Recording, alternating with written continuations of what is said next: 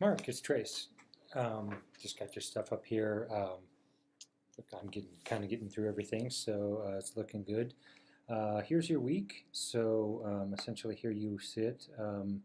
I was pretty excited about this, although I don't want. I'm hoping this doesn't continue because I don't want your power going up yet so early. But if you look, your software assigned MFTP.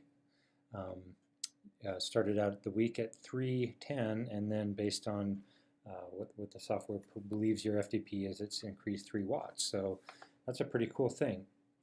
And looks like everything you pretty much got in, just like we were planning. I know the like you were saying, there was some issues with getting the whole week in or the whole ride in, and just having to cut it short. But either way, everything is great. You're exactly at the right place. -1 training stress balance right here.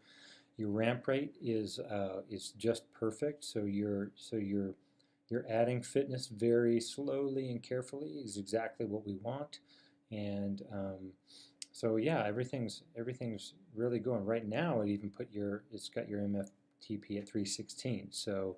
Um, so that's it's positive and encouraging. I don't want us to try to push you for 345 watt FTP, by mid-December, but this is exactly where we want. And right now, of course, you can see I have your software assigned FTP at 320. So obviously, I keep that a little bit higher, just to kind of make your to allow you to work a little bit higher. So anyhow.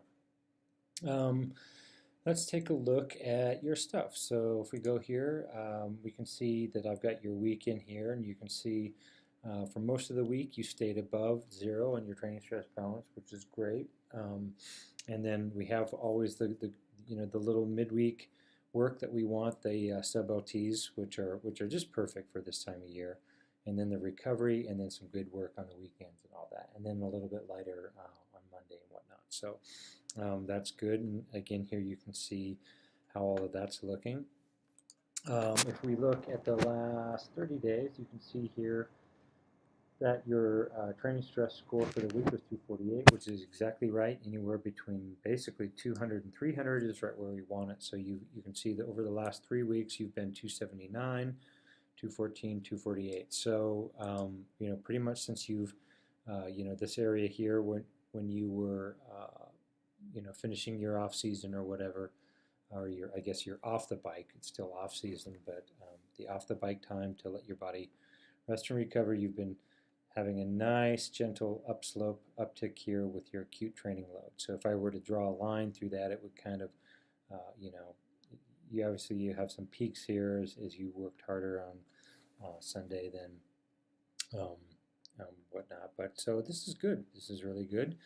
If we look at monthlies, let's go time into your zones here. You can see just a little sliver here. So again, this is about 50% of that, and this is a little more than 50% of this so your tempo is a little bit about 50% of your endurance.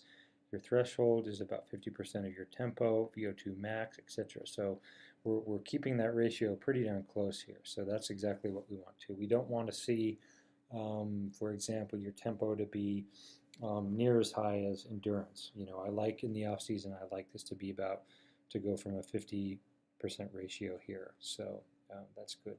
And I really do want the active recovery zone to be the one that has the most time in it. So that's good. And you can see here over this week, actually let me get to your week here. Time and zones here, stretch that over just a bit. You can see that you spent most of your heart rate areas, doing some recovery here, which is what we want. And then when you do your work, you're doing mostly tempo and endurance. So that's right over here. So that's all very, very, very much what we would like. And then cadence, of course, you can see what your favorite cadence is, 80 to 85. All of these are good because if you were down here in the 60s, I'd be a little worried because it's a little hard on your knees. So seeing your cadences up here is a good thing. Weekly time, let's go back to last 30 days. Actually, let's go back out to last 90. So there you were kind of, at the end of September or whatever, and now you're sort of working your way back again. We'll probably we're probably going to stop right about here until December, late December, and then we'll start moving that up. So all good. Let's see, training stress and intensity factors. So you had a good one here on the 6th, which was 2 days ago, Tuesday, so that was Sunday. That was good. You can see that's starting to compare with some of your pre-off the bike sessions here, so very good there. And those are okay to do because we're giving yourself a lot of recovery. You can see what it looked like the day after.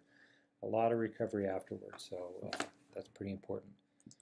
Okay, let's have a look at your rides. Wednesday here, just a good endurance recovery day here. Everything's looking great. Thursday, I like this one here. You can see you have these two. This is your sub LT, and I didn't grab that lap. Let me see if I can find that one there real quick. Okay, so you've got the start, meet, and the 2 sets in between. Look how quickly your heart rate came back down. And what do we have your heart rate at there? 113, 112. So you're recovering well under 120 on each of these sets. And then here, let's see, you came down to right around 20 on the last set, and you peaked at roughly 157. So that's that midweek hard work we like to do. You see the nice climb in your power on each set. Looks like you were really, really concentrating well on the last. I always like it to see that your last set is your best. You were high here because you knew you had a short lap, and that's good. That lap 2 has you at almost 300 watts there, and then you brought it down to 277 and 275 for both. So and perfect sub-lactate threshold heart rates, 149 and 151. So awesome, dude. Totally awesome. Friday, good spin out here. Somehow it just looks like this segment here is just a, maybe where you stopped your watch and then turn it back on again. But anyway, I can tell here that you went from 2 hours and 16 minutes to, let's see, where were you, 2:46, so a good half hour of spinning out and nothing more than, if I hover my mouse, 117, 110 heart rate. This is good. This is kind of what we use right now to prep you for the weekend. A bit, like you said, a bit shorter than we wanted, but look, I highlighted the peak power here, and your peak 10-minute power was right here. I don't know why my machine's going slow here. Pause this for a second. Okay, we got it back. Let's see, let me drag this down here so you can see a little bit more of it. Your peak 10-minute power was here, right exactly in the middle of the ride. Great, and look, nice smooth heart rate acceleration. Look, check out your power. And I believe this was an outdoor ride. Yeah, so that's really cool. Love it, dude. Love it. Your peak 10-minute power came right in the middle here, and you were basically tempo. See, this is exactly what you need to do on these long rides. You're doing the big stuff. And it looks like the temperature was actually pretty decent for you too, which is good to see, because sometimes not good. You're just getting this nice. This section here was where the peak power came, and you built up your power slowly. Maybe I can hide the elevation so you can see your power a little easier. There you go. And so the yellow there is the power, and you're keeping it pretty smooth. There might have been a little bit of a dip there in the elevation might have been a little bit harder, or climbing a little bit there. So love it. And if we look at for that, so you were doing 216 watts there average, with an average of 152 heart rate, which is perfect. This is exactly what we want. Again, like we're saying. And hopefully this is fun for you too. So it's not like your lungs are in your you're puking up your lungs at the end of the ride. These are supposed to be fun. They're supposed to be hard work. You're supposed to feel like you've gotten something out of it. Although you definitely you're not so tired at the end of the ride where you're you're feeling like you need a nap, or you got to just go in a quiet room for a while, or so you'll feel something in your legs, like you've gotten in the work, but you're not just begging for mercy. Same deal. The more we can do these 90-minute, 120-minute rides, the better. Very good here. If I let's find your peak 20-minute power here, right in the middle, perfect. And you can see here a perfect average 244. I love that. And the other thing too is the good thing is about finding power like this that you can hold for long periods of time, and with a very relative, look at that 138 heart rate, is that if you ever do decide to do some longer rides, like 100-mile rides or whatever, you can become familiar with where that, you can say, I can bring my power back down to around 230, 240 and recover and still be able to, to be riding strong. And so that's a good thing to sort of have in your back pocket as you, as for a bike rider. So say, for example, even if you're in a long 75-mile road race and you need to pull back or whatever, if you drop back down to about 230, 240 power, as long as you're holding good in there in the pack, you'll know that you can get to this area and recover. So that's a very important thing. Really like to have it. And then, of course, yesterday, just a good spin out. This was the spin and weights day. So, this week is going to be more of the same. I've got you pegged here for weights and spin. Well, you already did that. But today's off. But then I'd like you to repeat that sub LTWT, or sub LTW2, sorry, can't talk. That would be a good thing. And notice here that I've adjusted the climbing. I said 50% TT, 50% climbing position, which is just hands on the drops, and then I'm saying 0% standing based on what we were talking about with your knee. And then again, like you said on the message, you're feeling better about the being in the position on the bike, and let's, as a minimum, let's try to hold that 20%. I don't think there's any problem. I think you're doing a lot more than that, but that's just kind of your base target. So good thing is anything you do on the TT bike in that position, you're going to be able to ride well on your road bike. So there's no harm in doing a lot of riding in your on your TT bike. So here we go, weights and spin again.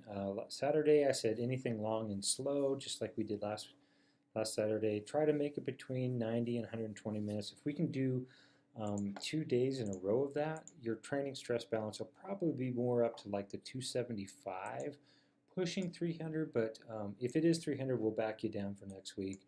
But this one here, I said, let's do 4 sets of 5 minutes at 270 watts randomly throughout the workout. So you can just be going, and maybe you want to make 2 of them, within a couple minutes recovery of each other, and then go 30, 40 minutes and just do it again and just compare and see where you're at. So my goal is this: if this is indoors, it's bearable. 90 minutes is not brutal, but if it's outdoors, it should be fun. So yeah, besides for that, I think everything's looking great. I'm pretty excited about the